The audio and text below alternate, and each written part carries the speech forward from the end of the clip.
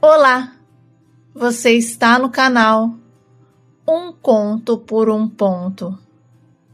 Eu te convido a curtir, a comentar, a compartilhar e se inscrever no nosso canal.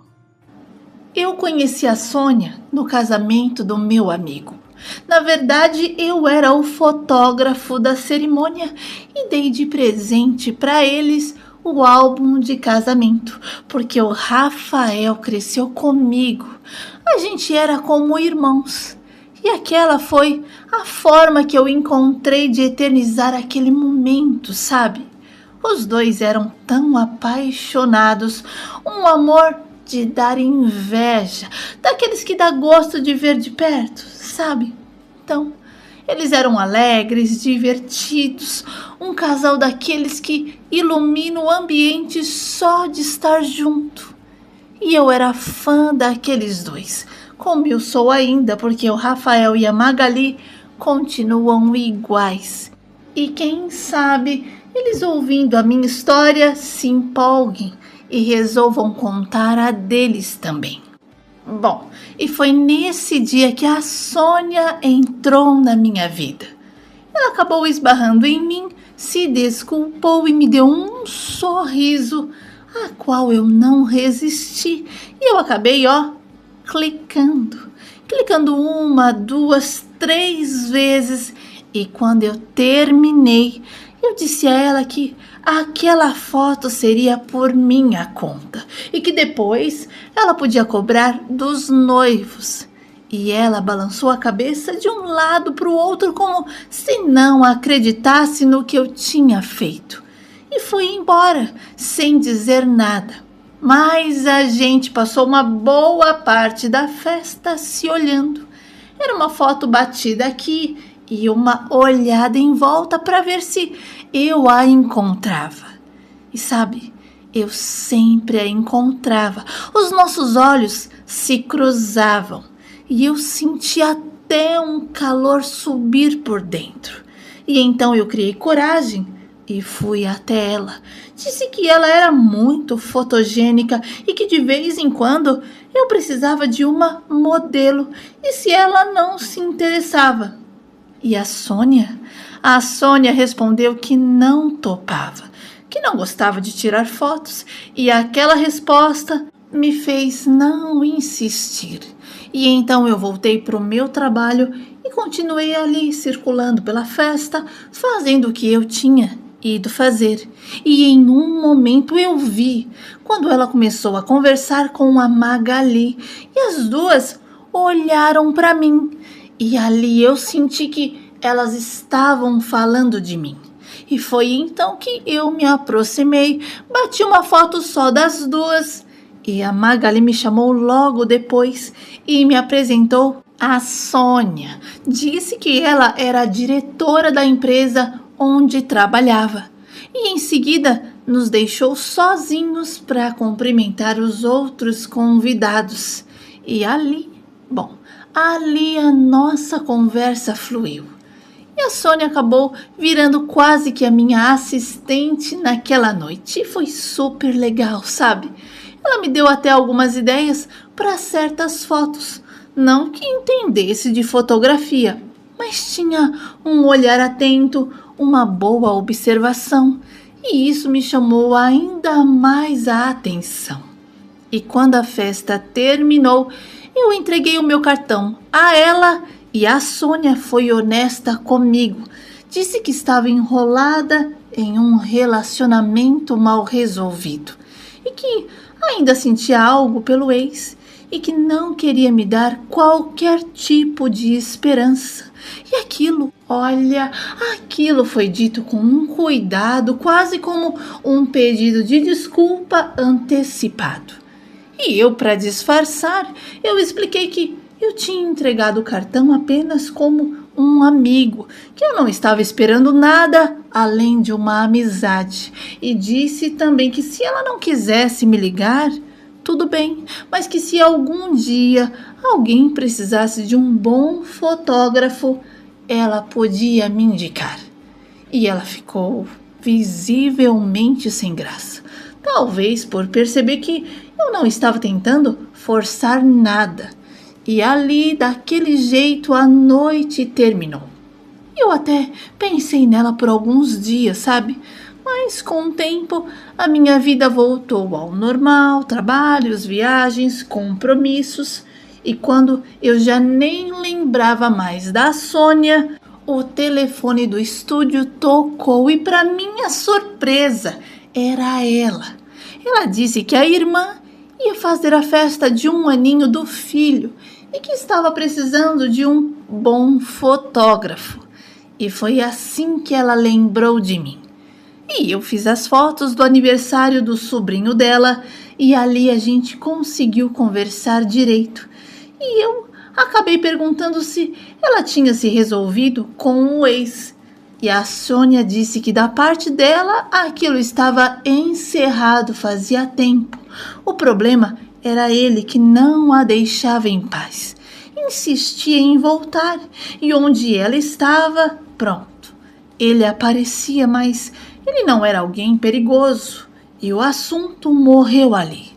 E depois daquele dia, a gente passou a se falar com mais frequência.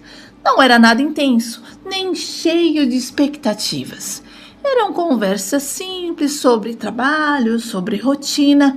E com o tempo, eu fui me acostumando à presença dela, a maneira direta de falar, do jeito de se posicionar, a clareza com que ela sabia o que queria e principalmente o que não queria mais. E aquilo me passava, sabe, até uma certa segurança. E eu gostava de estar por perto, mesmo sem saber exatamente onde aquilo ia dar. E sem perceber, eu já tinha incluído a Sônia na minha rotina. E mesmo indo devagar, eu sentia que algo estava se formando. Eu ainda não chamava de sentimento, claro. Eu achava que era só uma afinidade. E nenhum de nós colocou a carroça na frente dos bois. Nós fomos devagar e acabou que ela também começou a demonstrar algo diferente. E como a Sônia era cuidadosa com as palavras, ela sempre pensava muito antes de falar. Mas sabe, eu entendia. E em um momento ela me deixou claro que também sentia algo, mas que aquilo a assustava. E não era falta de vontade, era medo mesmo. Medo de se permitir, de abrir espaço para um sentimento novo depois de ter se machucado tanto. E ela queria tentar, mas ao mesmo tempo tinha receio de se envolver e reviver as mesmas coisas. E eu entendi aquele conflito. A vontade de ir e o medo de ficar. O desejo de acreditar de novo e a necessidade de se proteger. Bom, e foi então que a gente começou de verdade. E como eu sabia tudo que ela tinha sofrido, eu fui devagar, sem pressa, e quando vimos, já estávamos noivos, falando de futuro com facilidade. Eram coisas pequenas no começo, depois mais sérias, e a palavra casamento começou a aparecer assim, sem peso. E naquele momento, eu não tinha dúvidas nenhuma. O amor, para mim, estava ali, tranquilo, possível. Eu tinha certeza de que daquela vez as coisas tinham saído melhor do que eu tinha esperado. E foi numa noite, quando a gente estava descendo do carro, quando o ex-noivo dela apareceu. Ele surgiu assim, de repente, com uma arma na mão, chorando, sabe? Completamente fora de si, desesperado. Ele queria que ela voltasse. Dizia que se isso não acontecesse, ele faria uma bobagem. E eu tentei intervir, pedi calma, tentei fazer com que ele abaixasse aquela arma, que pensasse melhor. Mas ele não quis me ouvir. Mandou que eu ficasse quieto e voltou toda a atenção para Sônia, esperando alguma reação dela, qualquer resposta que fosse. E ela não disse nada, ficou ali, parada, com os olhos baixos, e ele continuava chorando, esperando algo que não vinha. Até que ligou a moto e disse que sentia muito por tudo e simplesmente foi embora. E eu queria ir na delegacia fazer um BO, mas a Sônia disse que não precisava, que ele não era perigoso, mas que tinha certeza que depois dele ter nos visto juntos, ele iria parar. E sinceramente, ele não voltou mais. Inclusive, chegamos a ver ele com outras mulheres. E ali realmente o nosso coração descansou. E acreditamos que ele tinha seguido a vida dele e demos continuidade aos nossos planos. E sabe quando tudo acontece assim de uma forma leve? As coisas iam se encaixando sem esforço, sem peso. E quando contamos que íamos nos casar, os presentes começaram a chegar, um atrás do outro, sem que a gente pedisse nada, absolutamente nada. Era como se as pessoas também acreditassem naquilo, como se enxergassem algo bom e bonito na nossa história e quisessem participar daquele momento. E finalmente fomos ao cartório marcar a data do nosso casamento, 23 de janeiro de 2016. E nós estávamos completamente felizes, sabe?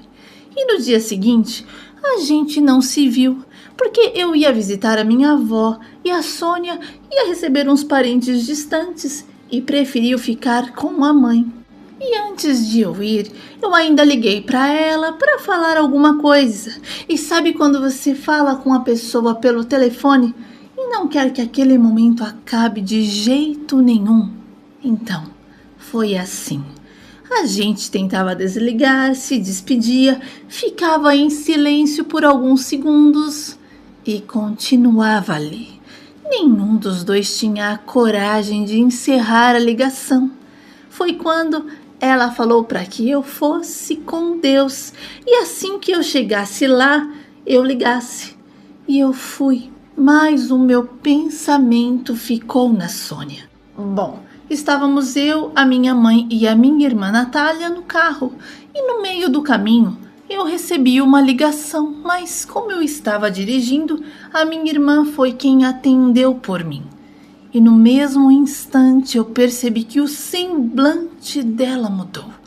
Olha, ela parou de sorrir, respondeu poucas coisas e disse que estava entendendo, que podia deixar, e desligou. E em seguida pediu para que eu parasse o carro. E quando eu parei, ela me deu uma notícia que eu nunca imaginei receber. Disse que o ex-noivo da Sônia tinha ido até lá e atirado nela. E depois tinha atirado nele mesmo. E dali pra frente, olha, dali pra frente, eu não vi mais nada.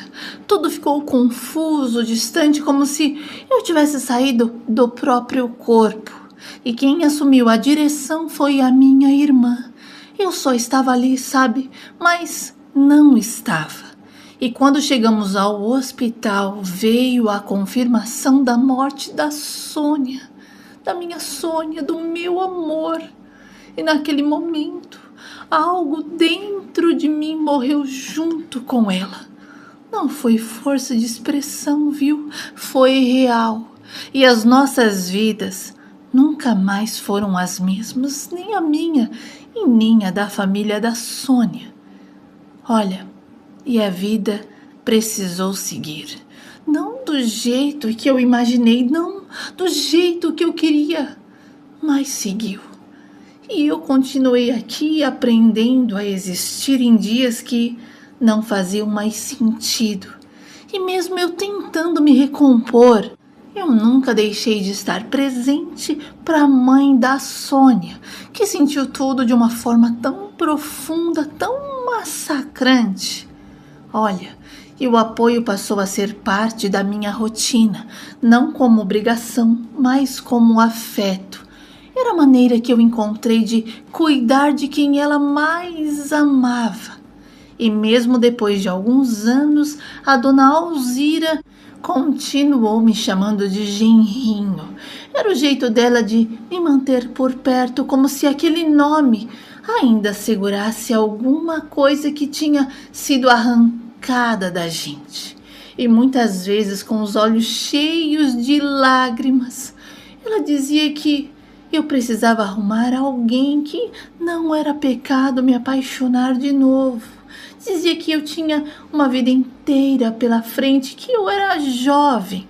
E eu ouvia tudo em silêncio, porque, mesmo entendendo o que ela queria dizer, parecia impossível pensar em recomeço quando uma parte de mim ainda tinha ficado ali, parado no tempo, junto com a Sônia. E foi só depois, olha, mas só depois de muito tempo, de tudo ter ficado guardado bem no fundo dentro de mim, que a Júlia apareceu. Ela não chegou ocupando espaço à força. Ela veio assim, devagar, quase sem perceber, respeitando o meu espaço. E sinceramente, eu já não era o mesmo homem, e talvez por isso tenha demorado tanto para reconhecer que ainda era possível me envolver com alguém. A Júlia não tentou substituir nada, sabe? Nem preencher o que faltava. Ela apenas ficou. E aos poucos eu fui aprendendo a viver de um outro jeito e deixei a Júlia ficar de vez na minha vida. Bom, eu me casei com a Júlia. Nós não fizemos festa. Convidamos apenas alguns amigos e a dona Alzira, que já fazia parte da minha vida. E eu me lembro muito bem de como ela se emocionou naquele dia, chorando, segurando as minhas mãos. E no final desejou muitas felicidades para nós dois. E mesmo depois de eu ter casado com uma outra pessoa, eu nunca a abandonei. Eu sempre estive presente e fiz questão de estar. E fui a companhia, o apoio até o último dia da vida dela. A dona Alzira faleceu de um infarto fulminante. E hoje a Júlia e eu temos uma menina, a Ana Clara, que está com 5 anos e é a nossa alegria. E sabe, se eu puder deixar algo para quem me ouve, é isso. Quando alguém não aceita ir embora, isso não é amor. É perigo batendo na porta, e esse perigo precisa ser levado a sério, precisa ser visto, cuidado e interrompido antes que faça estrago. Porque a vida sempre vem primeiro.